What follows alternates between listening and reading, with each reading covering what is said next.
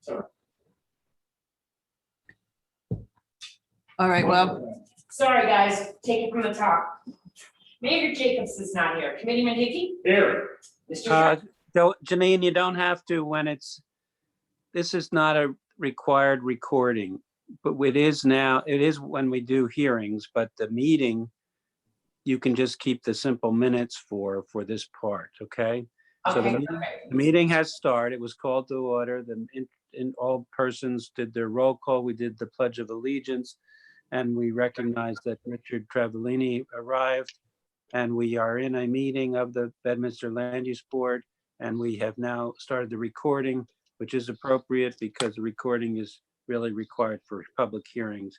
So, but the meeting is an open public meeting, and minutes of all of the things that happened before now will be kept.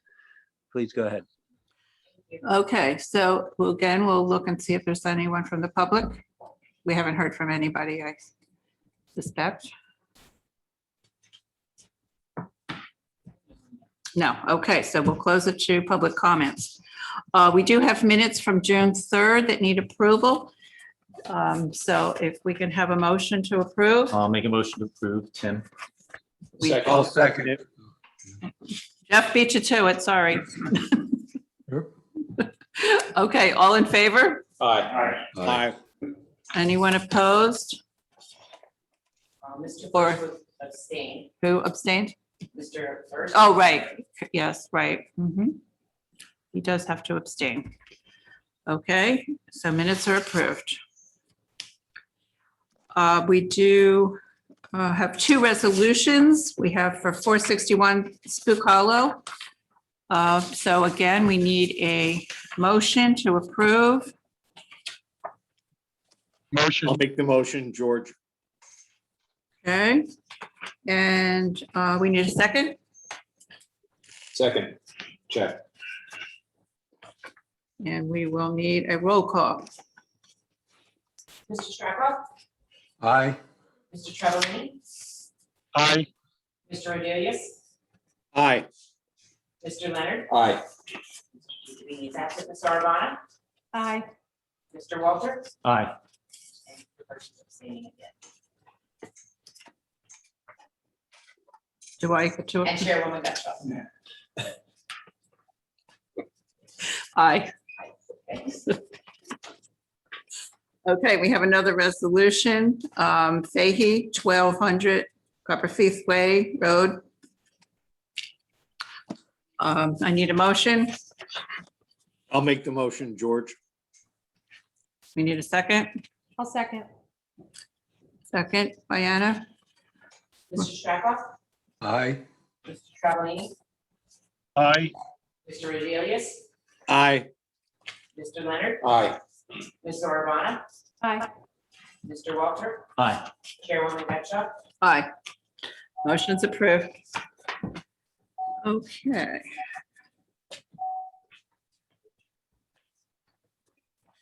Now we have determination of completeness. Do you have the details on that, Janine, or? Yes, earlier today, you guys were sent a letter from Paul Yeah, with his review that he said there were some waivers, but he would like to deem it complete and they should be heard in July. okay. And do you know what those waivers are by any chance? You do I not? have it here if you want. Is this You do? regarding Old Farm Orchard? Yeah, Yes, Would be, the application may be deemed conditionally complete, subject to the waivers above and receipt at least 10 days before the public hearing of the following information: digital plan, certificate of paid taxes, lighting here it is. information for structures, and elevation drawing of pergola. okay. So we need a motion to approve to deem it complete. So moved. Check. I have a second. Second, Rich. Okay. We need a roll call. Mr. Strappa? Aye. Mr. Travellini? Aye. Mr. Rodelius? Aye. Mr. Leonard? Aye. Ms. Arvana? Aye. Mr. Walter? Aye. Mr. First? Aye. Chairwoman Gutschall? Aye. Motion's approved. Gee, is that Board of Adjustment or planning? That one is, I think it's always zoning board because it was a D variance to begin with, I think. Got it. Thank you. Yeah. An amendment to a D. If it isn't called out for zoning board, Janine, it should always be called out for zoning board because it's an amendment to a D variance. right, okay, Thank you, Tom. yeah, that's Cedar. Okay. Okay, now we have an ordinance that the Township Committee has written for us to review. If there's any questions about this? This is what we were talking about last week at cannabis. And the land use board has opted out, and so has the Township Committee. So if there's any questions that the board might have, you can ask Colin, he's the expert here. Thanks, sir. But yes, you're correct. At Monday's meeting, we elected to opt out of all 6 categories, including cultivation, manufacturing, wholesale, distribution, retail, and delivery services. The ordinance was introduced and will be subject to a public meeting as of July 6th, pending obviously this board's approval and recommendation that it is consistent with the master plan. That's where we stand. The board have any questions for this? Tom, what do we do here? Do we Yeah, so what, have a motion and a roll call?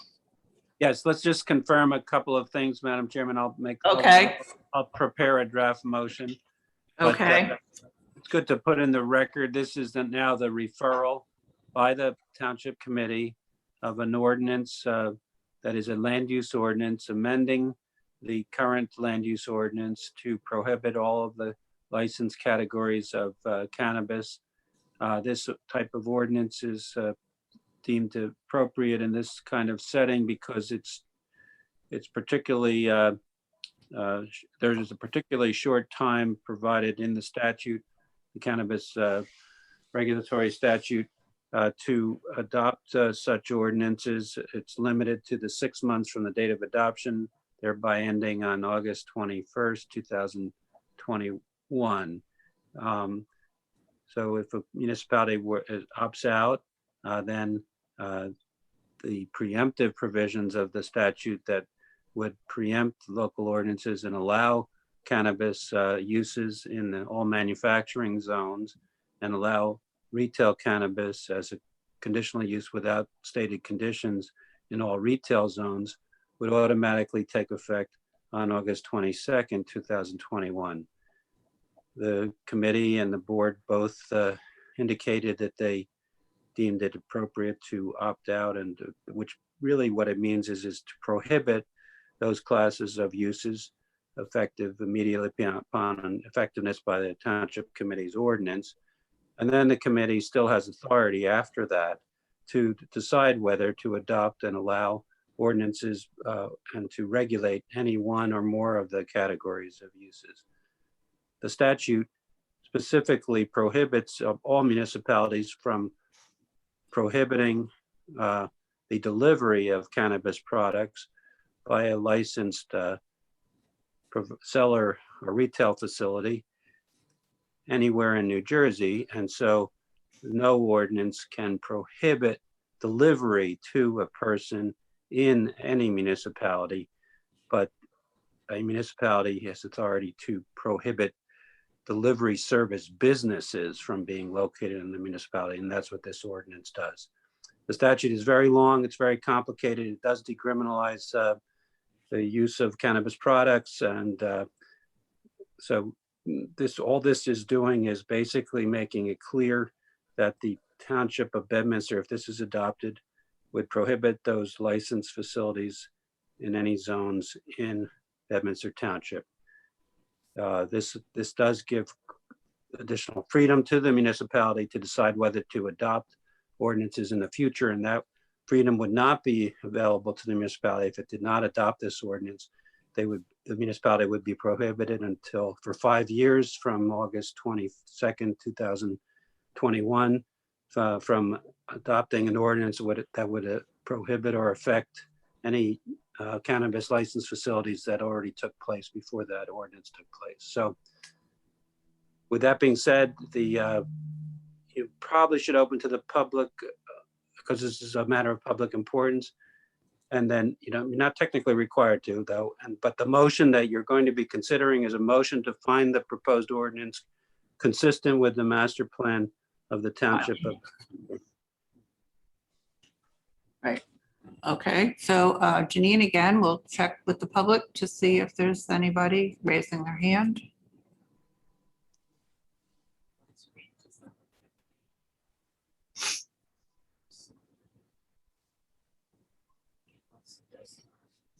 Raise your hand by phone number. It is *9, correct? Correct. No, not seeing any. Okay, then we will close it to the public. Tom, I have a question. Yeah. So, because the federal government has not authorized the sale and use of marijuana or cannabis products, we've heard about, these companies can't use the banking industry for depositing Right. revenues or any kind of payroll accounts and things like that. So it's become like a cash business because of the lack of a banking capability. Does the United States Post Office able to deliver these products or no? Rich, I don't know. I think doubt so. it. No, they don't have a license. And that's why in part the statute is authorizing the state regulatory commission to establish standards for one type of licensed facility, which could be merged with others if they all get licenses, but basically would be the delivery from a retail provider to the end user. Okay, and that's probably why also they don't even allow towns to prohibit, among other reasons why they don't allow towns to prohibit delivery at all. So as of right now, you can order this stuff. I guess you can pay for it online. You can do all kinds of things, but it would be delivered by some kind of private freight or shipping company. No, it technically would be, I think it has to be delivered the way, everything is, one thing about this is, by the way, the regulations of the Cannabis Regulatory Commission, which is the commission is created, but the regulations are not yet created, and they are not even required to be created until the same 180 days. State agencies often fail to make their 180-day alleged deadline for regulations. So we don't really know all these details yet, Rich, but the bottom line is it would only be a licensed delivery service that would be allowed to ship or transfer products. And Officer Fitz, they can't do it. They can't do it. Yeah, Tom, our understanding from our attorneys or township attorneys was that since it's a federally banned substance, the post office couldn't touch it. And again, to your point, the regs really haven't been fleshed out. How we've always understood it is, it's like Uber Eats model, which is private service will pull up, come outside your house, and it's a cash exchange. Yeah. And that's the. How can they even put it on the credit card? You can't even do a credit card. No, I wouldn't It's think all so. cash right now. Yeah. yeah, there are federal legislative proposals to change and allow banks to be able to do transactions and credit card transactions, but they have not yet passed. And Wow. I think there are like 10 or 11 states, maybe 13 states that have legalized marijuana at the state level. The cannabis is still a class 1 regulated drug under federal law. And so complications will continue to exist going forward, but the New Jersey constitutional amendment was adopted by a very strong vote. The statute, though long and complicated, was adopted, and it's prudent, as I think Anna described at the last meeting, for the township and the board to simply said opt out, but basically prohibit, at least for now.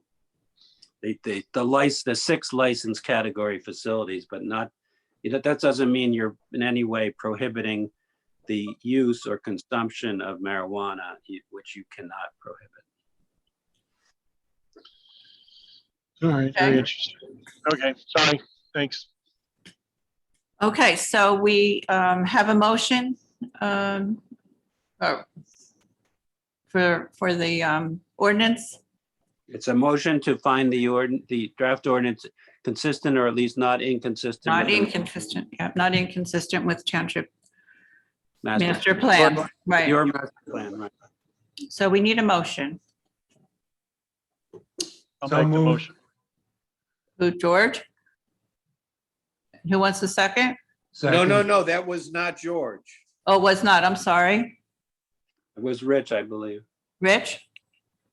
I think next second. Yeah. Oh, And Nick seconded? It's hard to tell from the Zoom sometimes, sorry. Yeah, I'm going in and out. I'm sorry. Okay, so Rich has the motion and Nick seconded. So we need a roll call, Janine. Committee Mahiki, Aye. Mr. Straka, Aye. Mr. Travellini, Aye. Mr. Rodriguez, Aye. Mr. Leonard, Aye. Ms. Urbana, Aye. Mr. Walter, Aye. Mr. First, Aye. Chairwoman Betcha. Aye. Motion has approved.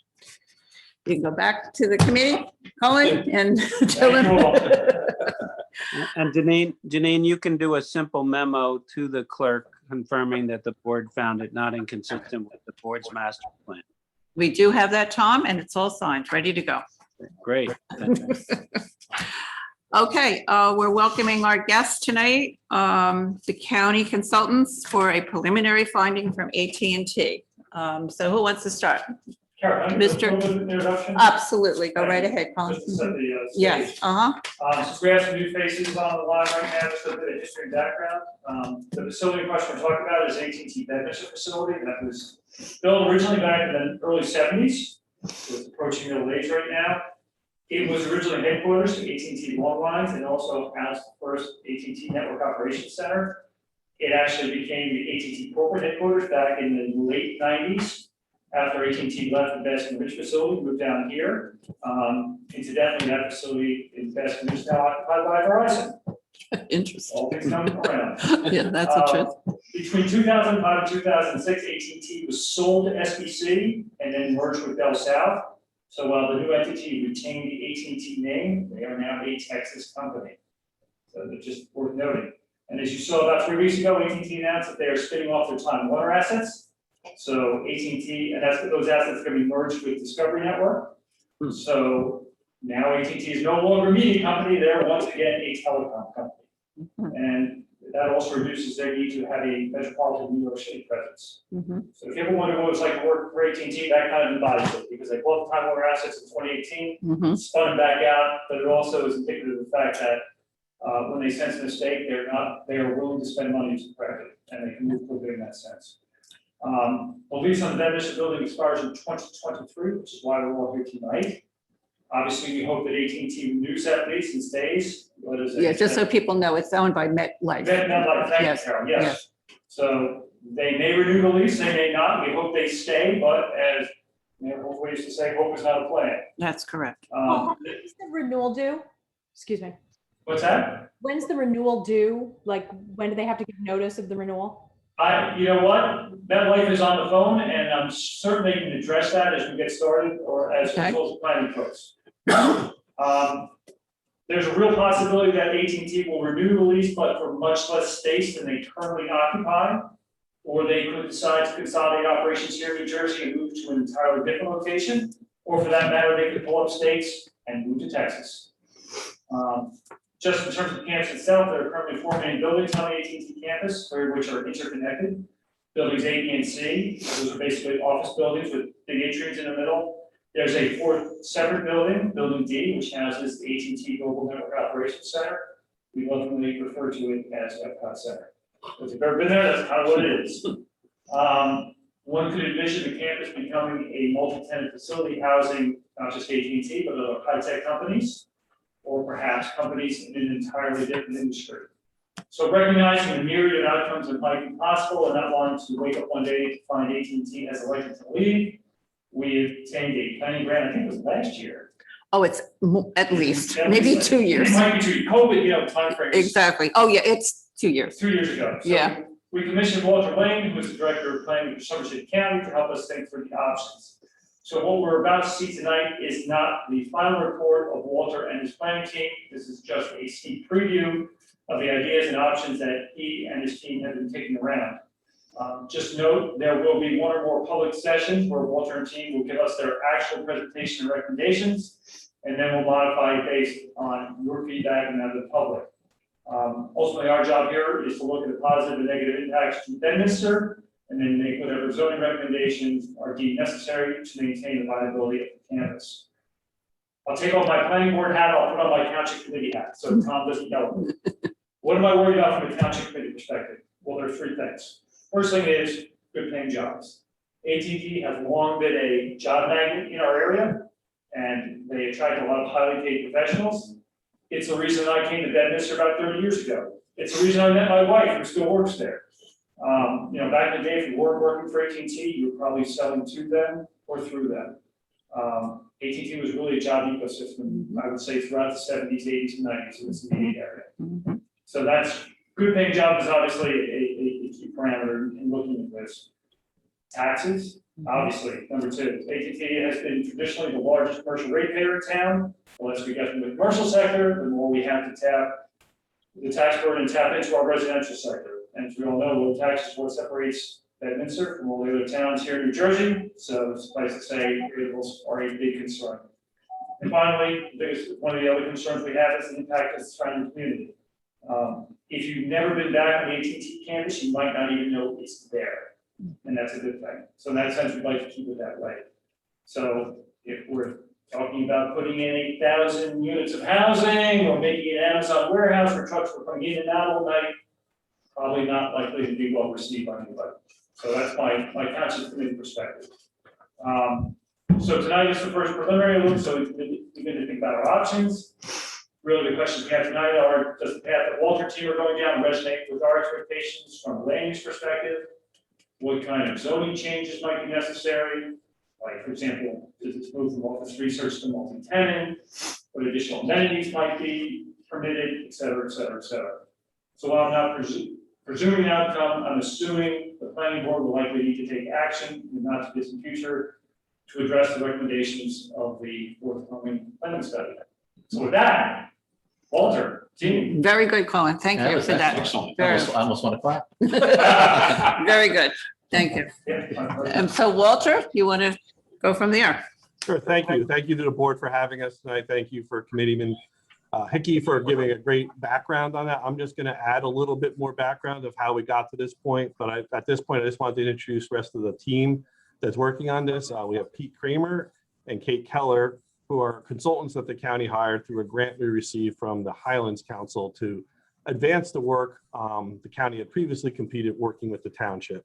So just as a little bit of a background, the county, working with all 21 of our towns, including Bedminster, worked to develop the county investment framework. That's the map that's on the right-hand side of the slide. And that's the future land use map of the county, which is really a consensus-based alignment of all local, county, state, and regional plans to provide a clear direction on where growth and preservation should occur in the county. So we identified priority growth areas as well as priority preservation areas. The priority preservation areas are the green on the map. The dark green is lands already permanently preserved either through the farmland preservation program, open space, or historic preservation programs at the state, county, and local levels. And then the lighter green is areas targeted for preservation and or stewardship opportunities that would allow for that area to remain and retain its character. There's 24 priority growth investment areas. Those are the purple areas on the map. The AT&T campus was identified as one of those priority growth areas. Those are areas that are major employers or employment centers or concentrations of activity. So they range in places like the AT&T campus to the Somerset County Regional Center, as well as other traditional town centers like Bound Brook in Manville and, North Plainfield as such. So the investment framework was adopted as an element of the county master plan in 2014. And we've been working with our towns and our planning partners to advance the implementation of that, to really align this map so investment occurs in the right locations and brings additional resources to the county. Building upon that work, we applied for and received several grants from the North Jersey Transportation Planning Authority. They are the federal MPO that provides the conduit for federal transportation dollars to northern New Jersey. So through a planning program, we conducted the supporting priority investment study. It was done in 3 phases. And the phase 3 version of our effort that both Pete and Kate worked on with us, we identified, working with the township, a series of potential reuse options or reimagining of the AT&T campus if AT&T left or wanted to expand or have a mixture of uses. So to build off of that work, we had received the grant from the Highlands Council to undertake the work that Committeeman Hickey described. They're looking at drilling down into the master plan amendment zoning changes to implement planning changes for the repurposing or reuse of that site. The goal is that, as Committeeman said, that to have AT&T remain, but also look at options of what could be done if they left or to expand or decrease their footprint. So Pete and Kate are going to run through a little bit of background work that we've done over the last year or so. COVID has hampered this planning effort to some degree, but I think we're making very good progress. And really tonight is to show some initial concepts to the board, get your feedback, and then we'll begin. Once we have your feedback, then we can combine that with the other feedback we have received throughout this process, and then start putting some more detailed concepts together. But before we did really put pen to paper and develop any detailed recommendations, we want to make sure that the concepts that we develop are supported, and then we can move forward. So with that, I will turn it over to Pete. Okay, well, thank you. So as Walter said, we've looked at this site before. Our process, to just give you a little bit of overview, we reviewed our previous materials, the zoning and master plan related materials. We visited the site several times. We met with this committee and several other groups. We talked individually to MetLife and AT&T, and we've also spoken to some real estate professionals and folks that are doing some innovative development in the region. And in fact, Kate Keller, our land use planner, has done actually some of that innovative work in New Jersey. So that sort of framed what we did. So I'm just going to give you an overview, a little bit of the process, and also start with the strengths and weaknesses. As you know, it's a very large site, 194 acres. It's self-contained. As Colin mentioned, that's both, sort of an asset and sometimes a little bit of a drawback for the site. It's got significant and redundant infrastructure. For example, it's got redundant power. Despite the fact that a large part of it is undevelopable because of environmental constraints, the state still has significant build-out potential of about 1.33, about 1.25 million square feet of various land uses. One of the, and Colin hit on this also, one of the really premier assets of this site, because of where it's located, has access, direct access to Somerset County's highly educated and skilled labor pool. A lot of the folks that are in demand for the industries that are really hot right now and emerging and that might fit on this site are readily accessible to whoever's interested in coming in and fitting out this site for the future. It's got nearby access to 287, but not direct. Depending on which direction you're going to, you need to do some jug handles or U-turns or go through some ramps. So it's good access, but not would have been considered 20 years ago, direct access. Access to local trails, parks, and amenities are a real plus, regardless of where you live on either side of 202, 206, or 287. You can get directly to the hills, some of the parks, the historical assets, and down into Bedminster Village. So it really has almost better access for pedestrians, cyclists, recreation, fishing than it does in some ways for vehicular access. As at the same time, in terms of vehicular access, it is isolated and disconnected from the Bedminster Village. It was interesting to hear Colin talk about that as a plus in many ways, because you can have quite a lot of activity there, but the village is insulated from it. So that can be a very good thing. There's a single access point to 202, 206. It's sort of a complex interchange, and I think one of the caveats, one of the givens from the beginning is that really would not change to any kind of significant degree. There's already a significant infrastructure made by the state, by the county, by the locals in those roadway infrastructure. And at least at that access point, that probably wouldn't change very much. Maybe some better signage, maybe a little bit more obvious access coming from the south to the north. So there's some things you could do, but you wouldn't change it significantly. The site lacks direct street frontage and visibility because of the natural areas that surround it. So again, that's excellent for some uses, but if uses like retail, dining, other types of things that require significant visibility and direct access to the street frontage would not really fit here. So it's another one of the kind of overarching features that we have here. Because of some of the activity that's on the site, the GNOC, and some of the AT&T activities, there is a centralized security access that works great for some land uses, not well for others. So that would probably change or might need to change depending on what kind of activities took place on the site in the future. And as I said, there are significant environmental constraints, but some of that is leveraged to increase the FAR of the site and still allow a lot of development. So in terms of site planning strategies, in the future, you would most of the viable sites these days, the things that are really selling well, that are filling well, and that have a variety of uses, are creating this idea of the walkable mixed-use campus, something that has sort of a traffic calmed internal street grid. Certainly doing that on this site would vary considerably based on what you did with the existing buildings and the existing parking lots, because it really is more of a drive on and then walk 5 or 10 minutes to your building. The comprehensive sidewalk and trail network would have to be built out a little bit. It's actually easier to get to the trails and to the fishing areas, the natural areas from outside the site than it is from the site. So that would have to be enhanced to somewhat to maximize the leveraging of those amenities. The large surface parking lots are sort of a drawback as well. Creates a lot of impervious cover. It's not really great visually. But at the same time, those existing parking decks, there was a significant investment recently to upgrade those. But they're, because of where they're situated and the way the buildings are laid out, you can still have a pretty significant, like I said, 5 or 10 minute walk from your car into your building. The trail connectivity, both to the village, to the Hills residential areas and amenities are really significant.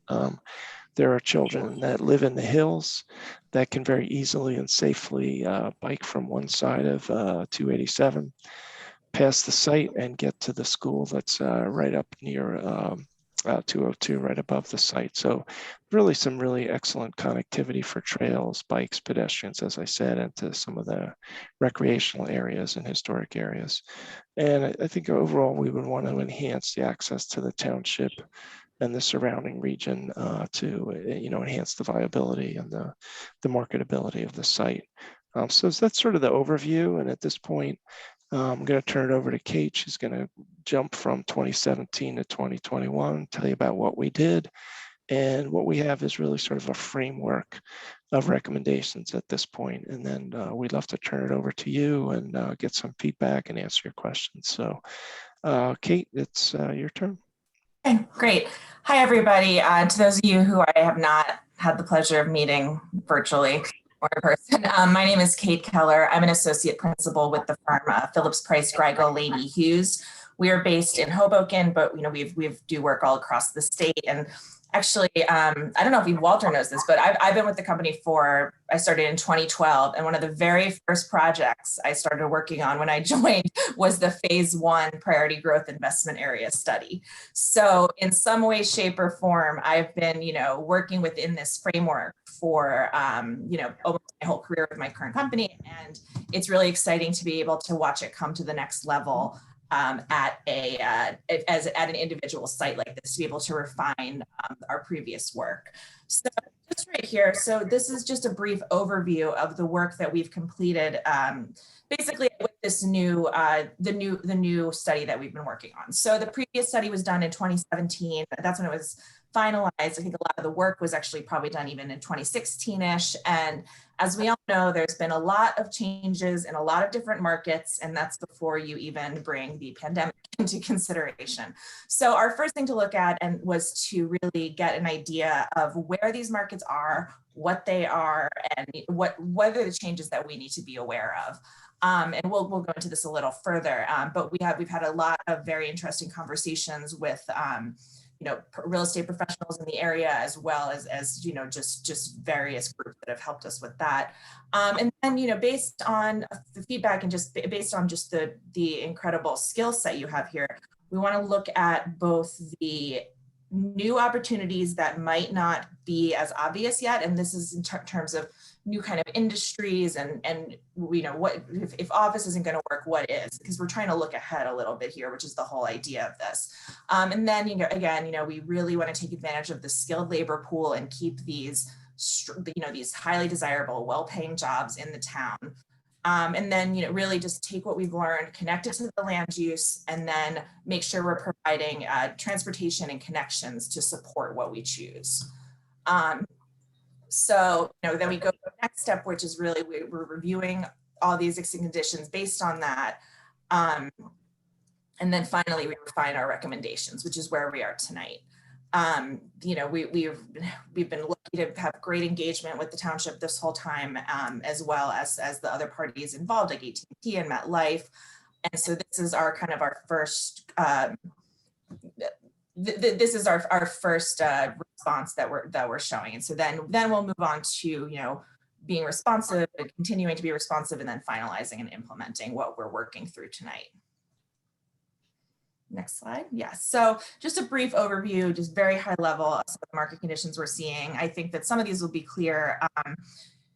Single user campuses are being reframed as multi-user workplaces. And this has been something that's been going on in New Jersey for the last decade and a half, across the state. You have all these different opportunities that have been coming up. And now we're also looking at the decentralized workforce and how that might happen in the future. And I think that there's not quite a lot of consensus on how that's going to go yet, but it's something to consider. And another field, which is that we've heard a lot about, and you'll hear a little bit more about this, is life sciences, and not just a typical, pharmaceutical campus, really getting into the D side, the development side of the research and development and all that entails, which includes some types of facilities and uses that haven't really historically been in this, the corridor here, even though it obviously has a rich, history of production in that field. Another thing is to focus on, how we can get innovative partnerships like this. What we have in the bottom right here, this is just an image of the Hackensack University Hospital, Hackensack Meridian partnered with Seton Hall on a site. And I think that Seton Hall has now taken it over as the medical school. And, we're just looking into different ways where you can kind of get ideas like this, but specifically while retaining the tax viability of this. So that's when you kind of look at partnerships between public and nonprofit, or public and organizations like that. Now more than ever, retail is very highly focused on visibility, which the site always would have been challenging for retail, and now especially. And then the last is to, take it, not take advantage, but to, to really work at all of this within the framework of COVID recovery, and how, either government can support that, or the state government, and just seeing where that direction is going in. So next. Okay, so now we're going to do a quick, we're going to go over here is we've put together 3 scenarios. which, we're happy we're here for discussion tonight. And these are really just baseline ideas. And I think one thing to remember for the board's sake is that, these are not, pick and choose necessarily. Like an eventual zoning ordinance, an eventual master plan amendment will not specifically have to only permit one specific type of thing. These are just the three scenarios that we're basing, that we're looking at, that we see having potential for the site and offering ways that land use can be guided, or land use regulations can be guided around this. So the first is, and we're going to go back to the life sciences. And this is really looking at multi-user campuses to get biotech, pharmaceutical, manufacturing, or not necessarily manufacturing, it's more like processing, and then what's known now as biologics, which is really, it's a form of biotech with different levels of what's actually going on the site. Sorry, I'm not a biologist, but I've learned a lot about it. But so this is really where R&D comes into play, and you really have to look at the development side here. And this is where it differs from some of the typical uses that have been over the years. Like this is much less office focused, or office is more of the support service, and it's really focused on laboratories and product development, and fabrication and processing, and that allows different users to occupy the site at different times in their different stages, because they go from small company to phase 1 trials to phase 2 and 3 trials. And when you looking at this in the short term, next slide, please. This is an opportunity here because, basically how this would go is that the existing buildings could potentially be converted to laboratory space. And this would not necessarily result in an increase in floor area, and it could reduce the parking needs. But the challenge here is that there's some specifications that the buildings have to meet. And this is differed. There's certain industry standards like systems capacity, ceiling heights, vibration, all kinds of things that are not really, not relevant in an office building or even in the type of high-tech setting that is company some of AT&T. However, I think,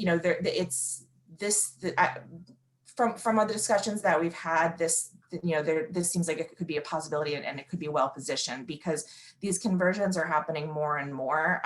Just on the left here, this is a former office building in Florham Park that's recently been converted by one user. And then this is a slightly different building, but this was a rendering of a building in Manhattan that's a former Chrysler showroom. And I think that the what's in place at the AT&T campus right now is much friendlier to this type of conversion than a typical mid-century or 1970s or 1980s office building would be, because it was built to a higher specification. So that's one of the considerations here. And again, this would really, the labor force here is what could draw companies in, because if you have the available space and you have the labor force, then that's what encourages that. And one of the reasons that New Jersey has not historically been a hub for this type of use is pretty much because of the space availability. And so this way, you would kind of not hedge it, but it would make sure that a variety of uses of different types of development are permitted here so that these users can grow in place as needed. So next. So our next scenario is a little more tied to the historic use of the property, which is really looking at repurposing the existing structures, upgrading them to meet the needs of current firms, and really just something that will complement AT&T's history on the site as well as the overall site existing infrastructure. And this can look at a variety of different fields, and this information science, software engineering, and then even, kind of spread out to communications and film production and any kind of emerging tech field that could go here. And so this is a little different, where it's that in the life science type of development, the amenities are not really going to be what draw people in, and especially, it's not going to bring the public in. And in this case, we don't necessarily see this as being open to the public either, but it would, the amenities are something that are already in place in the site and to a certain degree, and is something that could continue to serve the population and the guests. And, and again, there's always an option to focus on the collaboration and networking, especially depending on how, the kind of hybrid workplace goes. And then it's also a possibility to benefit from the existing life science and the existing tech corridors in the area without having to do a major retrofit. So next. Can I ask a question? Yeah, yes. Is this one something that would include perhaps light assembly or light manufacturing as well? So if you're doing all of this R&D kind of stuff here, could you also incorporate, making certain products? I mean, we don't want necessarily, I don't think we want smokestacks. Yeah. The chemical process is going on, but do we? I think that with regards to life sciences in particular, there can be processes going on there that do not look like any kind of what you picture manufacture, any kind of typical fabrication or processing to look like. It's a much, it's not going to really have any of those type of externalities. And I think for something like this, where you might have companies like doing like, small scale makers and of that nature. I think that there's definitely a role for small scale fabrication and of course with performance standards that would limit any kind of impact. But I think that this is really for both of these. It's that a lot of it has to do with flexibility for emerging markets. And then one of the things in this site is that it is relatively self-contained. So I think that's one of the considerations here. And again, I would also say that I don't think I mentioned this, but these scenarios are possible with different types of this one might have to this one we may look at looking at a little more floor area, but it really these all use at least some of the existing building as a baseline. Well, yeah, as you were saying, that some of the things that don't make it desirable for maybe retail, but we were still talking about mixed uses. So when we talk about mixing uses, maybe we're mixing in office, some manufacturing, some warehouse distribution, and doing all those things in a location in town where these kinds of things that are perhaps a little bit more industrial than we would like, but could go on without anybody necessarily being any wiser to it, because a lot of people don't even know that AT&T is back there. So if you put some of these things in there, you got a mix of different operations to support those kinds of activities in a location that could be relatively low impact to the town. Yeah, and I think what we're also hearing is truck traffic is not something that is desirable, and that's what would be something that would probably that is not would be associated with these type of uses. Well, let me ask you that specifically then too. So if you go someplace, I saw a map, or maybe just the one I have pulled up here in front of me. There's an exit ramp there at southbound on 287. And as you come off that ramp, you kind of forced right to the little jug handle to go back south on 202, 206, but you can go north. Is there a way to modify that exit ramp so somebody coming off the highway at least could go directly on site? Our understanding, and Pete's better equipped to answer this, and I'll defer to him once we're done with the next couple slides, is that's not really in the plans for the future because of the state and federal highway. And yeah, overall, Kate is right. It would not change significantly, but it is awkward. I keep thinking, oh, am I in the right lane or am I in the middle lane? So if you could definitely ease and make it more friendly, make it more obvious what the transition is from going through versus turning right, because it's not really that obvious. Even though I've been there many times, I still sometimes find myself in the wrong lane. So that could be changed, but overall, Kate is right that Yeah, I just we thinking were- some of the volume, or at least the incoming volume could be dissipated without even coming out to 202, 206. Anybody exiting the site would probably have to come out to 202, 206, but if that, right. Um, You could realign the lane configurations and things like that, but I think Walter, you could, that the overall, the interchange configuration, you're not going to add lanes, you're not going to create a significant change to the intersection, but it can be made safer, more friendly, just easier to use.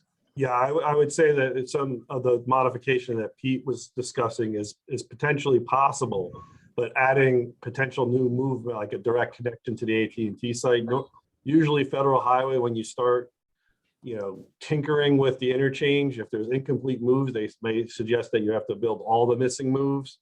So that might trigger a much larger project that the township may or may not want. So those are some of the considerations that adding one move sometimes opens the door for making other changes. So that's just something. So typically, and they wouldn't, in the past, Federal Highway hasn't allowed adding one move without analyzing the feasibility or requiring the additional missing moves to be completed. Yeah, there's a thing called an interchange modification process. It's highly complex. And Walter, I think you've been involved in in the Pluckerman.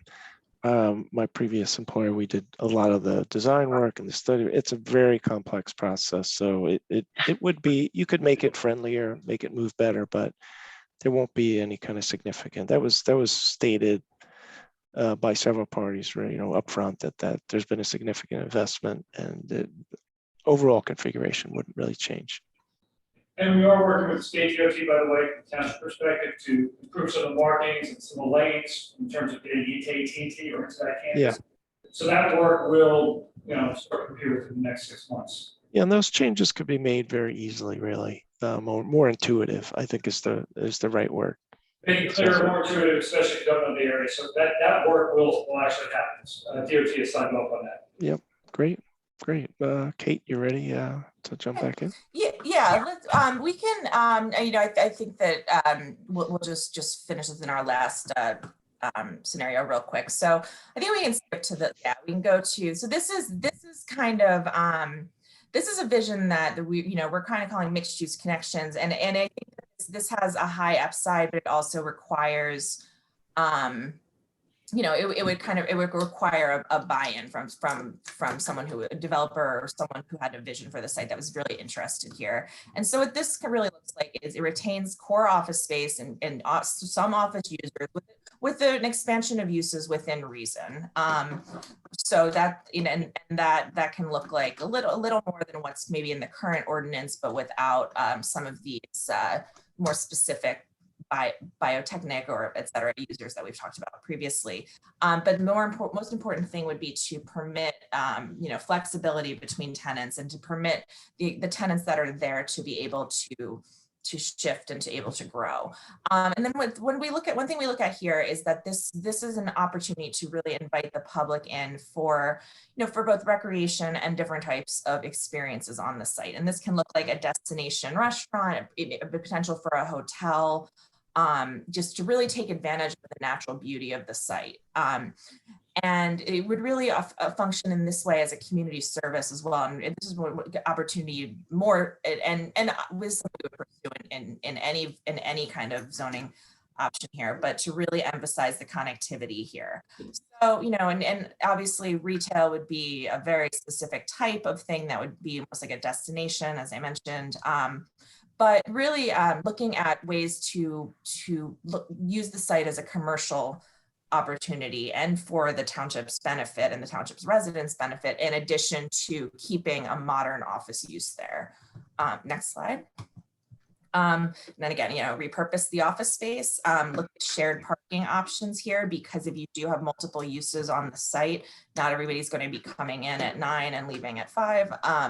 And take a look at where new floor area can be best added to both, make the site more friendly to multiple tenants or multiple users, and also to, how things can really fit in the existing natural environment. And I think, and one thing that is there are the amount of environmental constraints on the site are what make it look like how it looks today and what makes it so unique. And that also does, it limits the locations of, where development can go in the future. So even though there is a little bit of floor area left to play with under the existing ordinance, I mean, it's already approved, but the development is still going to stay in the heart of the site where it is without, it's not gonna have the ability to extend out to the roadway. And yeah, so this is, it's really about forming a vision for the site, keeping an eye on the suburban office market to see if what kind of, growth or not growth that sees, and also potentially consider that additional height might be required here, especially if something like a hotel were to come in. And yeah, that's just a brief summary of our thinking for 3 things. If ever, I'm happy to take questions. We're all happy to take questions. Yeah, so maybe we take the presentation off the screen, because I think that's the last. Yeah. Yeah. Let me get my, and we can reference certain things, or I'm happy to, remind anyone if you have any specific questions. So, thanks. thank you. Hey, I've got a question for you. You mentioned hotel. We're not talking about like a Motel 6. We're talking about, for example, the Verizon campus, that was the AT&T campus, which has a hotel on site that kind of serves customers, partners, suppliers who are working with Verizon. Is that the kind of thing we're envisioning? Yes, or a type of higher end extended stay. But yes, no, this would not be a motel whatsoever.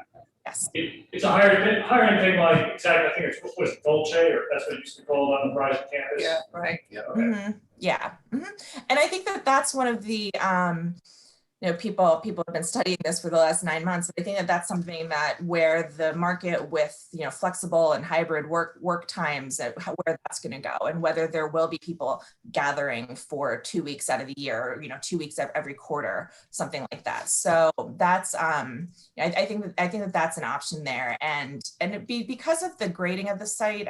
Because with what the typical hotel in that they would probably want 5 or 6 stories, and I think it would have to be too much higher. So, but it would not be motel style whatsoever. It's not even the space for that. So, Are any of these uses consistent with the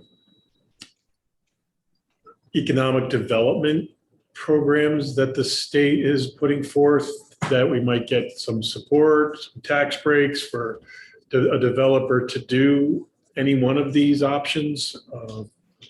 Because if, we're just trying to generate, kind of interest and activity in redeveloping this project without any kind of tax credits or incentives, it might be a little bit more challenging for somebody.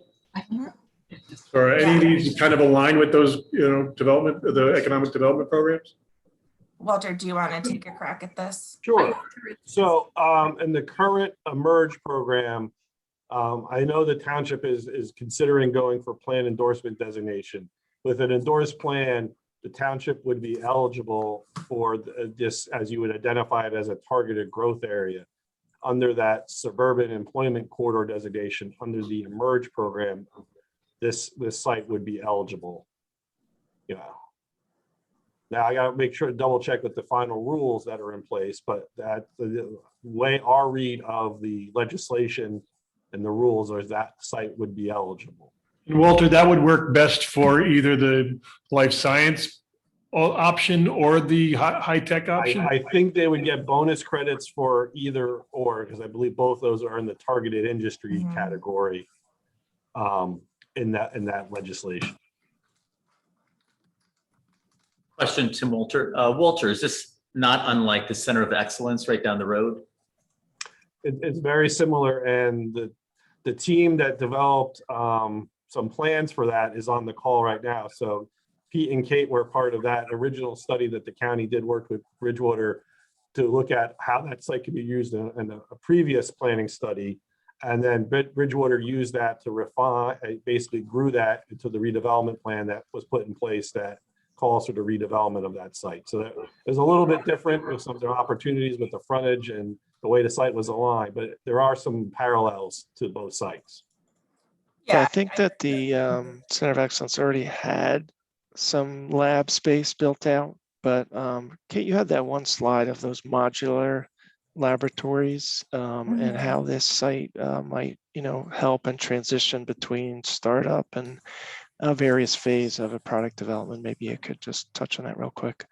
Yeah, well, I think that, in terms of the actual site itself, obviously there are things in common. I think that the overall program that the township is interested in pursuing here would differ from that in certain ways. Multifamily, residential as just as a starting point. And then there are, I think that there is some warehousing distribution there as well. And then also retail, because they are proposing some retail there. So I think that the sites do have something in common.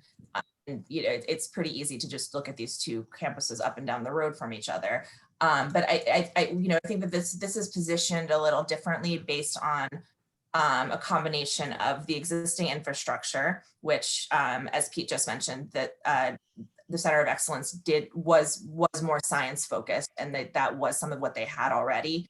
And so here we would really have to get someone or not get someone, but attract the interest of a developer who was willing to put the kind of effort into creating this, taking this building and seeing what they could do with it from a science perspective. And then again, I think also the fact that what the visibility here and the actual site design is a lot different than the Center of Excellence in that I think it is in kind of it's nestled in the same way that is, but it's much less visible, it's more private, and it also is more bucolic, I think, here in a lot of ways. And then finally, obviously, taking the township's considerations into what the interest in redeveloping the site would be. And we weren't recommending residential on the AT&T. The parallels, I think both of them are positioned for being repositioned. There's opportunities to be repositioning these sites, and that's where they share. But as Kate mentioned, there's a differences as well, as that the visibility of the site, location, layout of the existing infrastructure and existing development, that's where they start to differ. I think the real parallel is that there's opportunities for further enhancement of the sites. And Kate, you identified in the research some of the factors: the floor-to-floor height, the load capacity, the redundant power, and a couple others. And at least on initial review, I think we found that the buildings A, B, and C are compatible with that for lab use, right? I would just from my from the conversations we've had and from my understanding of it, where I think that this building is better positioned for that type of use than a typical office building. Just because of how it was constructed, and you are seeing people, you're seeing these type of renovations done with typical suburban office buildings. So I think that that's a pretty good starting point here. And we want to, I would defer to someone with more expertise from both the market side and obviously the structural side for that. But that's my impression from the conversation. Right. Initially, we thought it might fit those criteria, but it would need some more evaluation, but at least enough to explore that idea. Yeah, I think an important thing for flexibility labs is the ability to move walls around. Discover a certain process that's very long and thin, or something else that is different, and you need to reconfigure the walls. Right. So that's something to look at, are these walls that are there sort of solid and hard to move, or yeah, and that's all that when people review that's one of the things they look at. And the way most labs are built now to standard is with modules that are, I think, 11 feet wide. And that's exactly what you're saying. You can combine modules, you can have 3 deep or 2 deep. So that's, I think, from what we reviewed, you could do, there's room for different sizes in here. But again, this would take more expertise and more review. Sure. From that, but that's exactly what we, when a company goes from their phase 1 trial to their phase 2 trial or something like that, they have to be able to be flexible. Right. Okay, just to clarify, because we did mention the Center of Excellence a moment ago. You're proposing amenities that would complement the types of businesses, or excuse me, the type of use that would be there, be it a high-tech hub or a healthcare hub or something like that. Meaning high-end restaurant, or as you said, a hotel that could accommodate a group meeting where they're working there for a week or two. You're not talking about extensions that are far afield. For example, Center of Excellence is talking about a ShopRite. You're not. No, talking yes, no, exactly, that, yes. Yes, so in general, you know, depending on what the user, kind of user you get in there or users, it might not be a public site at all. It might just be, you know, if there is any amenity on the site, it will remain like it is for AT&T presently, where it's there specifically to serve the employees. I think depending on, you know, how the site ends up being used, I think that there's an opportunity to have certain public facing things, but more like destination, not ShopRite, not, you know, not a typical retail. And I don't think that you would find most typical retailers willing to go in there. And that's not something we see for the site. These are complementary amenities. basically. Yeah. Yes. Mhm. So again, Kate, I like the way you guys have themed these different options. One is about this life sciences thing, you know, pharma components, you know, drawing on some of the, you know, pharma history and the well-paid, you know, pharma resources in this market, kind of of that brain trust to kind of work here, keep the salaries up, keep the property values up, all those kind of wonderful things. And then when you do the high tech thing, it's kind of a themed response with options and features and, you know, ancillary amenities and such that support those things. The only way I think I'd see like a ShopRite or a Wegmans in would be in the last option, where you kind of have more, you know, retail and community facing kind of resources. No. Yeah, and I would say that you're correct in that we do see the more community facing resources there, but it's something, a large user like that is not what it's more like it would be more of a destination type of thing, like a special occasion restaurant, or like in some place that has a certain activity where people would go in order to experience that. Well, I like the brewery idea. Yeah, like a brewery or different kinds of, you know, and then sometimes you can have like even like just ways that you can connect with the existing infrastructure. But no, I don't think we ever see any type of convenience retail for the general public fitting in. Are you familiar with the I don't know if it's Woodcliff Lake or Montvale, but Montvale, yeah. that Hakimian project there on Yes, the old Mercedes-Benz site. yes. And, right. So Yep. something like that is more lining up with option 3 though, no? It is somewhat, but I think you really have the visibility challenges. And that's what's going to be the problem here. They don't have that up there. We would have that here. Yes. Yeah, and I think that there's certain things that will drive people, and in Montvale, you know, they had a lot of opportunities and they had a lot of space to fill. But to me, it's a different. It's not a site that's going to provide convenience for the general public. It's going to be special occasion or destination. Anyone else on the board have any questions or? I think we're going to go to another person, because I think, Colin, you originally mentioned Yes. hope is not a plan, but how much planning are we doing when we don't know that this is even definitely going to happen? I say put some effort into it, but what's the chances? And I think we have someone from MetLife that's going to talk about that. Yeah. Well, hopefully we get some insight, because then I did ask that question, and I don't know the specifics, so Walter or the landlord can address that. That would be great. Yeah. Do we have another person, Walter, from your team or? No, it's just the 3 of us tonight. Okay. All right. That's fine.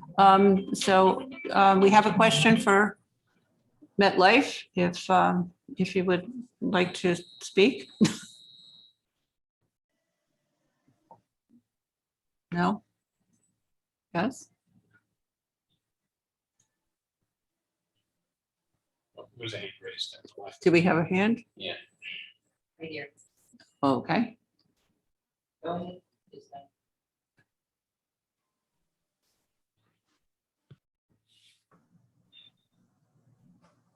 They're still muted. They may not be able.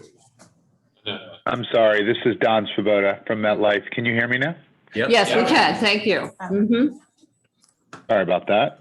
Well, thank you so much for taking the time today. It's very interesting to hear everyone's thoughts, and we really appreciate the time. And I certainly appreciate the work that Peter and Kate have done. You had a question for me? Yeah, Yeah, the I question think I Anna think- had one too, yeah. Anna had a question with respect to when the lease is actually up with AT&T.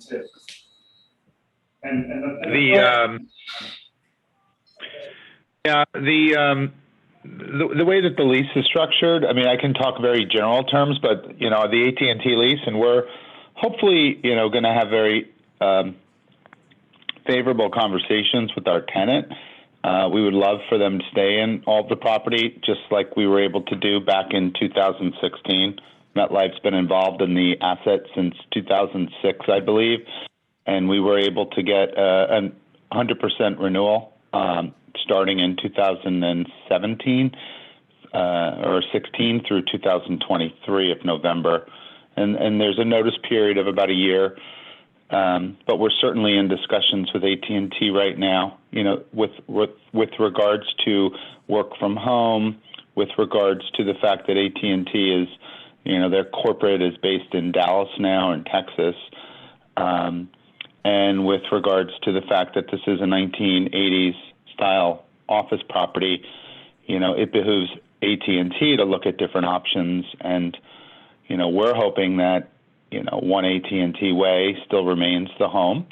And, we're trying to look at options, quite frankly, as what if they were to stay in all the property, great. If they were to stay in only half the property, this is a 4-building, building A, building B, building C, building D. And, the opportunity to have them stay in all the buildings still remains, but in all likelihood, it may be something smaller, or it could be nothing at all. So, what I was really interested to hear is the different, takes in terms of if this was to become a potential development site or an alternate reuse, what types of other users. We certainly, as Kate pointed out, have seen the life science industry booming in other markets that we're an investor in. And your town has been great with the pharmaceutical industry, so we thought we could capitalize on that. Obviously, I'm a big proponent of that. I think that would work. The hospital, the healthcare centers, that's also been a big push for retrofits. So, we think that there's opportunity there, even if it's just AT&T staying in, let's say, half the property or in none of the property. We see that there's certainly going to be some interest, as Kate, I think, pointed out, with the labor pool and the young talent opportunity in Bedminster. We think people would look at this. The only point that I will say relative to the mixed use, the option of the hotel and the retail and the office. I look at that, and I think someone made a comment about like a ShopRite or like a Motel 6. What my thinking, and I think the company, and if we were to look at this with the developer, would be certainly. I live in Westchester County, and we have an area down the street from me, right next to Rye, New York, where. As you come in, there's a children's hospital, there's a Lifetime Fitness, there is a Wegmans, and there is some office space. And it's a mixed use, and it's a rather large area. It's an office park that was basically demolished and turned into this experiential kind of area. And I see that as something that potentially could be an opportunity. But my gut tells me in your market, in your area, I see life science being a very strong opportunity for future development here. So I don't know if that answers any questions, but that's kind of my general comments. So you're saying by November of 22 is when they have to tell you what they're going to do? And then the lease expires November 23. Okay, 23, but by November 22. So we're about a year, a little less than a year and a half away. Have there been any discussions, any inklings, any kind of rumors, anything that you've heard?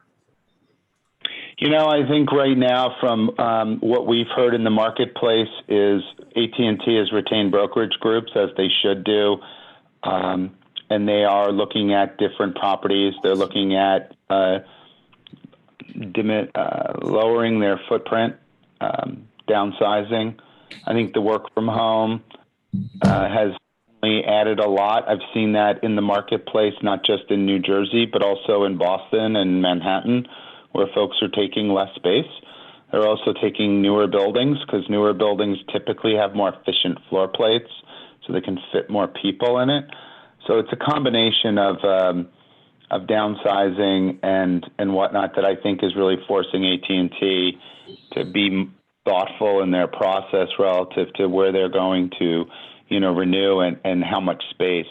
So I have had conversations with AT&T and kind of waiting to hear back, but I think my guess is we're looking at more half of a property on a renewal than the full building. That would be my bet right now. Specifically, we've been hearing rumors for a while. Have they put any of their space on a sublease market yet? You know what? I think they have. They've done a couple of deals that they've actually relocated some of businesses that they own, and they've relocated them to one of our buildings. Building D being the GNOC, the Global Network Operations Center. That's all of headquarters. That's an AT&T. Building C is also AT&T. Then you go further south towards the entrance, which is B and A. B is where our auditorium is, the cafeteria, the gym. I believe that's where some of these, I think, subleasing activity is going on. But I don't believe there's a lot. And Building A, I think, was more of an area right now where they've used to relocate people, be flex, short-term, move people around kind of thing. I don't think they have a really large presence in Building A. Well, thank you. Yeah. Welcome. Thank you, Don. This is Kate Keller. I just wanted to say thank you again. And also just for the board's sake, I think that one of the thoughts behind pursuing this at this point, even without knowing, the future, is that eventually you could have some zoning in place, something that would not make, AT&T would be totally, continue to stay there. They would be a permitted use, and just have something ready to go, planning ahead for the future. And I think that's it's been happening. And when big companies leave, towns have various levels of knowledge and all kinds of stuff. And I think that this is the idea here was to get ahead of anything without having the township, to really do any kind of risk. It's really just, having zoning in place that would not zone AT&T out, but rather just allow other things to. A backup plan. Right. Yes. Mm-hmm. Absolutely. That's exactly what we were trying to do, is have the township, give the township some tools for future scenarios, whatever they may be. If AT&T expands, retracts, leaves, so you can set the vision for how you want that your future to occur. That makes sense. Interesting enough, the pandemic has taken 10 years of technical innovation and compressed it into about a year. So a few years ago, my wife used to get notices when she'd log on, oh, you're at home, you're not in the building, you need to be in the building. They've all just got notices within the last 6 months. Okay, you're working from home forever now. So it's interesting how, because now the companies like AT&T had to put in systems and the infrastructure in place to support remote work, and it's working, and they can reduce expenditures that way, and it's been adopted within the employee base, and management can deal with it now. And now it's like, okay, good, this is a model we could adopt going forward. That may not have happened but for the pandemic in a strange way. So that's why this is almost doubly important now, because the operating model of these companies is much different versus 2 years ago. So that's good focus, Kate, onto life science. That's not a work from home thing, is it? No. It doesn't necessarily have, as many employees as an office, for better or for worse. But they're high paying jobs, and they are, there's a lot of productivity coming out of these places, even with. And I brought up the Center of Excellence, not for the ShopRite aspect or the multi, but I know, as I customers, was like, we're not proposing multifamily, I promise. but I called on that location when it was one facility, one owner, and now it's got to be 30 or 40 different. So, and they keep on expanding, Yes. growing, and it doesn't seem to be a big impact, traffic wise, and seems to be working out for them as far as I know. Yeah, because it in that sense, it really was kind of a one-to-one trade-off of that specific space, there. They without adding more of the lab space or more of the office space, that was able to continue functioning. Yeah, Well. you have some big client, good anchors there, some bigger customers, and then a lot of kind of incubator startups, which is. And having that mix of uses, different activities, even the amenities really balances the load on parking, on traffic, really mitigates the peaks that might, have been a problem in the past. So, it certainly, and lessens the overall infrastructure costs as well. One thing that I wasn't able to figure it out, and I don't know if anyone who's here would know more, is whether whether there is production going on at the Center of Excellence in some of those areas. That would be something that might be interesting to explore, because if not, then that's really, that's something that it's a need that can really be met on this site. In terms of biotech. So, yep. Anyone else from the board? Madam Chairman, it's Tom Collins. Yes, Tom. Yes. Go ahead. I had a question for maybe for Kate and for Don. And that, with the merger or acquisition of Discovery by AT&T and the obvious interest in streaming and other entertainment production, is there anything that you've heard or that we could do to further enhance the possibility of this site being a huge entertainment production facility? Because there's some amazing features about the building itself, and then there's amazing features about the whole area and potential film and video locations in nature and in urban areas that is accessible from here. So any potential there? Is there, and what could we do to enhance that potential? My understanding is that AT&T will be spinning off that acquisition, Warner and Discovery, and that will, I'm not sure about, because I know Warner is headquartered in New York now, and I'm not sure if that headquarters is going to stay here, but that will not be under the, the auspices of AT&T. So Don may know more, anyone who knows more. So that I think is, there's options for other film production or other types of facilities at this point, but I don't think AT&T has a future in that here. Yeah, I think you're right. I mean, this is Donald again, and we have approached AT&T, I'd say over 2 years ago, and with really a, hey, what would you like? What would you need here? Regardless of whether I'm zoned for it or not, I really wanted to kind of hear from them about what would make it worthwhile for them, for their employees. Something that I can work with. And I think the team over there really has, while I think if they had something, they'd give it to me. I have not heard anything to that extent. I think they feel it's fine. They have a lot of decisions to make as a big company right now. There wasn't anything that I really caught from a conversation that I'd say to myself, wow, add this in, Kate. But we're trying. Yeah. So I mean, I think that brings up another point. It's besides just this, just the media thing. Anything that AT&T is that could happen on the site. But yeah, in terms of the media, I think that's not gonna be a starter for them here.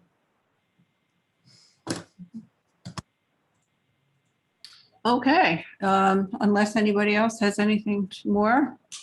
By the way, when I mentioned Motel 6, it was just not to disparage Motel 6, it's just to draw a contrast between low-end and high-end, so. We've all had to stay in a Motel 6 at some point. Yes, I thought that as well. So. I particularly like those outdoor rooms. Yeah. All been there.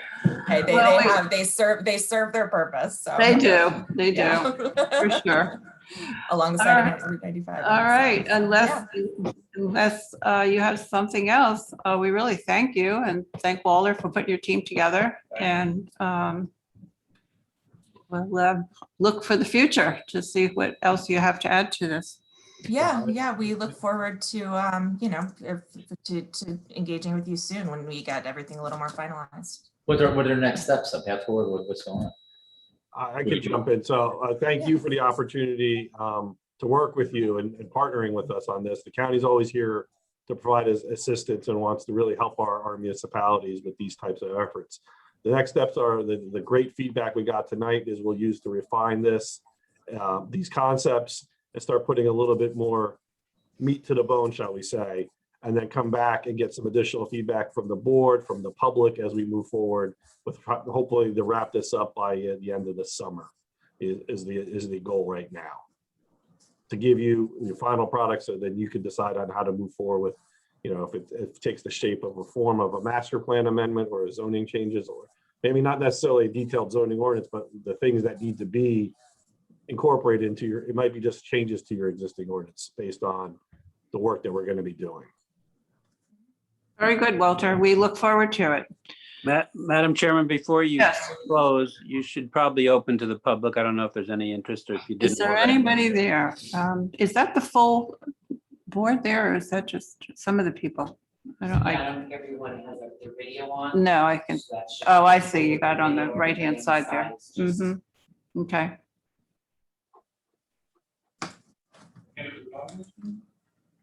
I doubt, I can't, when I did the invite, I got this. Mm-hmm. Okay. I think that it might still be Ron's hand, Oh, okay. so, yeah. Yeah. No, No. So, well, we will open it, but if there's no one there, we'll close it to the public. And so we thank you again. And Thank you for having us. All right. All right. So we'll finish up our meeting, and we just have a couple of things. Really, we don't. We have Flemington Farms, which has no date yet. And we have 20 Route 206, which also does not have a date yet. And then we have 2 incomplete applications. So if I hear a motion, the only thing we really have is Old Farm Orchard, and Yes. the folks today that they were deemed complete, so. the Yeah, only we thing wanna- From them is whether they want July 1st or the July 8th meeting. well, let's just talk a minute. I mean, lots of times we cancel that first meeting in July because so many people are on vacation or want to go away for 4th of July or What is whatever. the date? What's the It date? is the 1st, July 1st. And Thursday. Oh, Yeah. And 4th of July is then Sunday. I think most people are celebrating it Monday, the 5th, I believe. So which is better for everybody?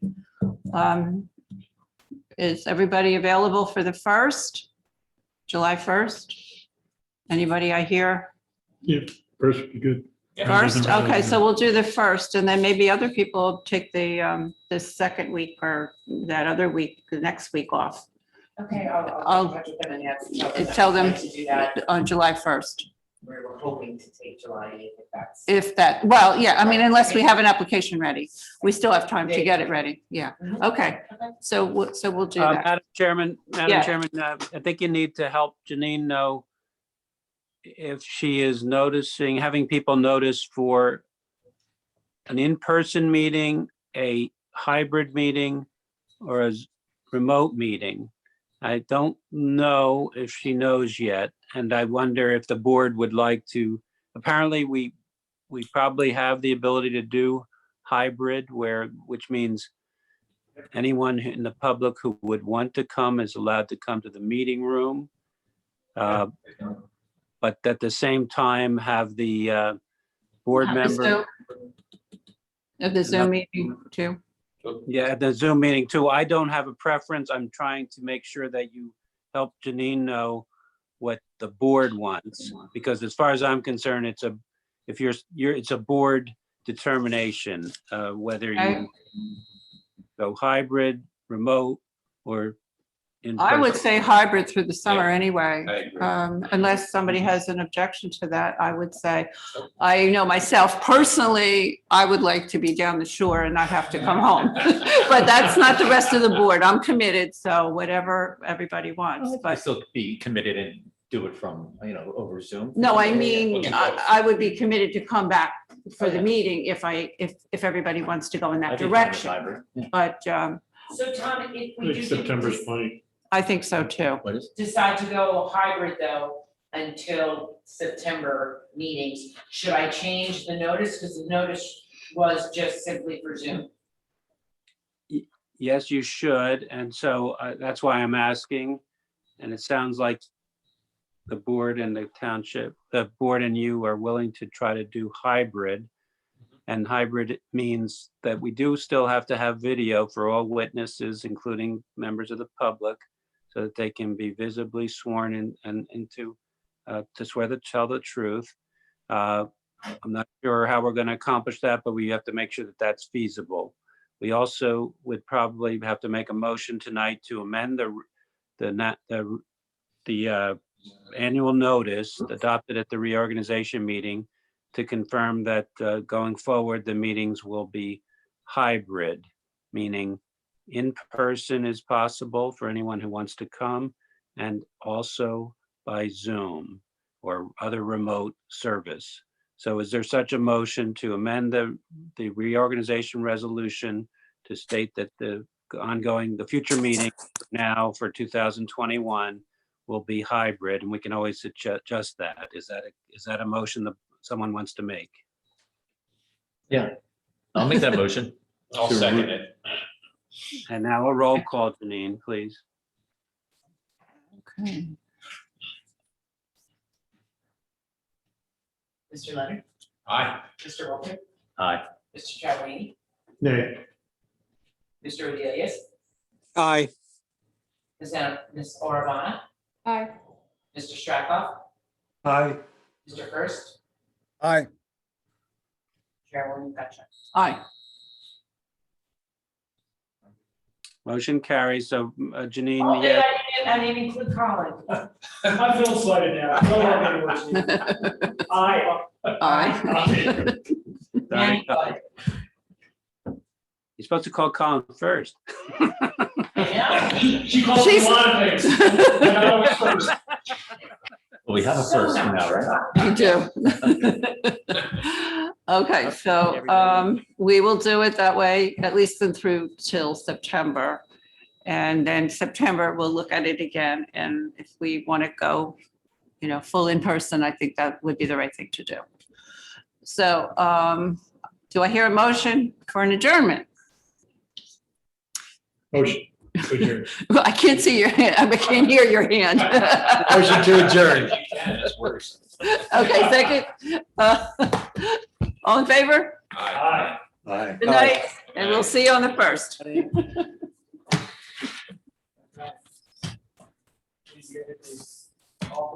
Hey, who was the woman on the upper right? Who's that?